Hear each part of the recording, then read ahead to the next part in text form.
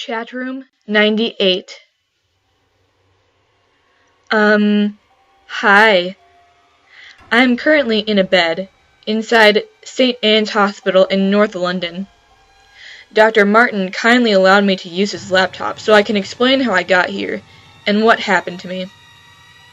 My name is David Argento. I am 16 years old and apparently I am suffering from a mental illness of some kind. There was only so much I could take in from the doctor's words in the opposite patient room, since I have a bloody massive headache. I've been given a fair amount of ibuprofen, but this headache seems permanent. But I don't care. I absolutely must get this written down at all costs. Anyways, you might be wondering how I got here. Here is my story. About 4 nights ago, I went upstairs to the loft and took my old school books to the burning pile. I just finished my GCSEs, and like all my friends, hated every single subject I did. Math, history, English, especially English. You name it, I really hated it. So I found the books exactly where I left them a few months back, or dumped, more like, in a corner that was so old there was enough dust to make a candy floss. Cotton candy. I scorned the moment I looked at them again, except I knew this would be the last time I'd have to look at them. So I collected them all underneath one arm. Disgusting. I considered changing clothes shortly afterwards. But then, something caught my eye. I'm not really sure how I noticed it, but I remember being so intrigued by it that I dropped the books on the loft floor and picked it up. It was a red CD-ROM case, about the size of the average book. There were no words of any kind, even when I turned it over on the other side, saw it all. I was kind of excited. It looked like a computer game that the previous house owners had left behind.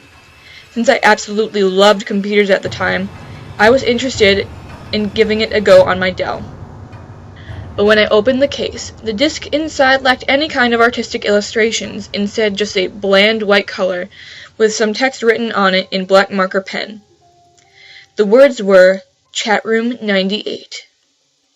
I wasn't exactly pleased when I learned it wasn't a game, but since someone had actually went through the effort to make a chat room disc, rather than the vast chat rooms available on the internet, I concluded it would be somehow different. That I got right. Having kicked the worthless books down the attic ladder, I inserted the disc inside my old laptop. After a brief moment, a red box with no text in it appeared. I wasn't sure what to make of it at first, but it seemed to linger there for half a minute. Then the screen went black for a brief moment and flashed. The words, "Welcome to CHATROOM 98, appeared at the top center of the screen. CHATROOM 98? What was the significance of that number? Then what appeared to be a white text box opened up in the center. I didn't know what to type, so I randomly put, "Hello."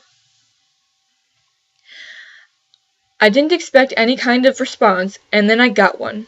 A person by the name of Darwin Clark replied, "Good afternoon." There was no possible way that this person was real. Then I realized it was one of those chatbots, a software designed to simulate an intelligent conversation with whoever talks to it. ICT was the only thing I was good at. I still thought it was strange, though.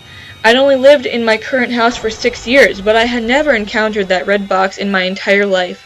I suppose the house's previous owners must have owned it, but it's not like they owned a computer, unless you count the smashed-to-pieces one that we threw away to the dump when we first arrived. Anyway, I tried to start a conversation to see to what extent the AI had been programmed. "Lovely weather we're having," I wrote. No sooner than 3 seconds, Mr. Clark replied, "No, it seems rather miserable today." I was taken aback. The weather was, more or less, exactly how he put it. I didn't know either, until I looked out the window and saw that it was about to rain. It seemed the books had one more day to live, but I wasn't too surprised. The chatbot was probably programmed to say that, and since this is England I live in, it could have been more than likely. I then typed in, "So what are your favorite movies?" Again I got a response, "I don't watch movies. I prefer theater." The theater? Was I talking to an old man? I replied, "How old are you?"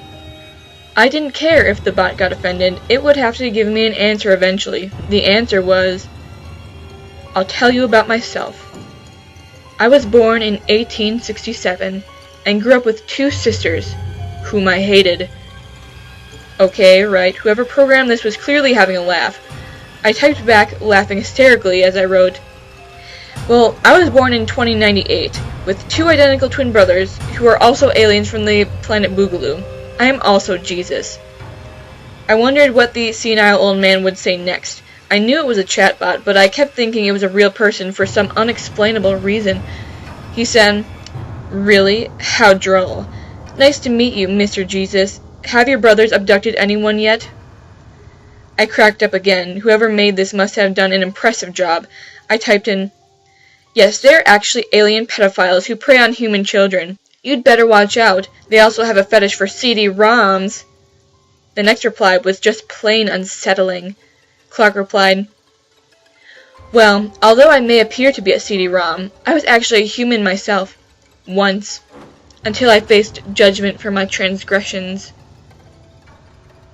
I didn't know what the fuck he was saying, and the poignant detail of his description startled me for a second. It felt real. Too real. And then, to my surprise, he typed another message. "You don't understand. Let me make myself plain. My sisters, whom I hated, met with a tragic accident."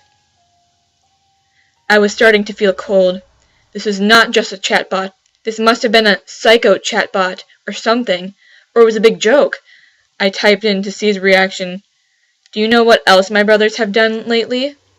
And then I was met with the biggest surprise of all. Darwin Clark responded again, only this time I could see his message being typed like a ticker tape typewriter. "You are an only child, David." What the actual fuck?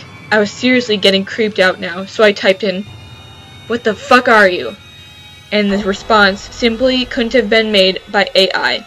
It seemed too much like a human was actually talking to me. "Let me tell you a story. Do you know what happened to your house's previous owners?" I sat there like an idiot, staring at the computer, awaiting a response. "The same that happened to my 2 sisters. Remember, I despised both of them." That was it. I moved the cursor to the top right corner to click the cross button and end this nightmare. I was relieved. I had only been talking to it for 5 minutes, but it seemed like 2 hours. But when I tried to shut down the PC, the unthinkable happened. The computer became unresponsive. It went all glitched and fucked up. Worse still, the chat room opened by itself. I got another message, and by this time I was sure to be hallucinating by now. "You have not heard everything yet." I scrambled at the keyboard. I was losing my mind. "Are you fucking with my computer? Stop! This is seriously not funny."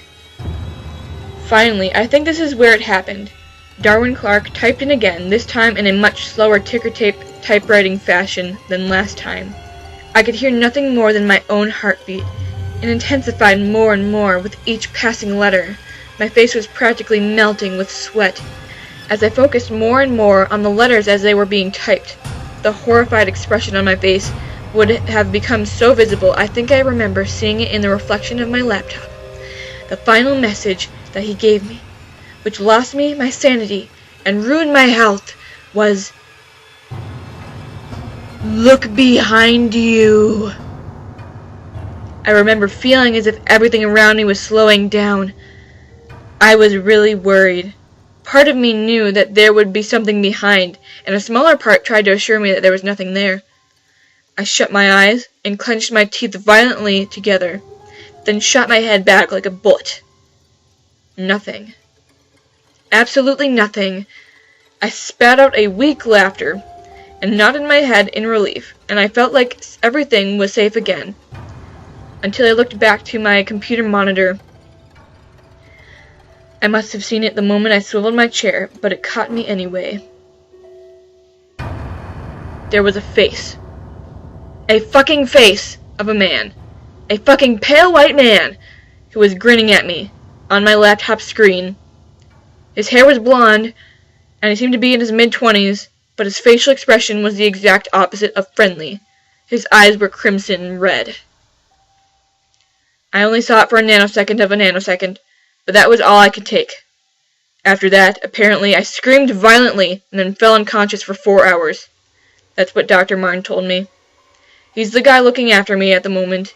He really doesn't know what I've been through. So here I am, sitting in a bed at 4:30 a.m., typing this story to the world. Even as I type, I still worry that the face will appear once again and scare the shit out of me. I seem to be suffering from a trauma. My eyes have grown dark purple circles around them because I've literally not slept at all since the incident. I tried sleeping, but that face stops me from sleeping. Now that I have written this story, I urge everyone to watch out. If you see a red CD-ROM case, throw it away, do not open it, and do not use it. I am now going to jump out a third-story window. I can't take this anymore. I am fucking scared. I want to die now. If anyone tries to resuscitate me, then fuck you too. And do not, I repeat, do not go looking for Darwin Clark. He may or may not be real, but he can drive you insane. You have read this message. Do not look for Darwin Clark.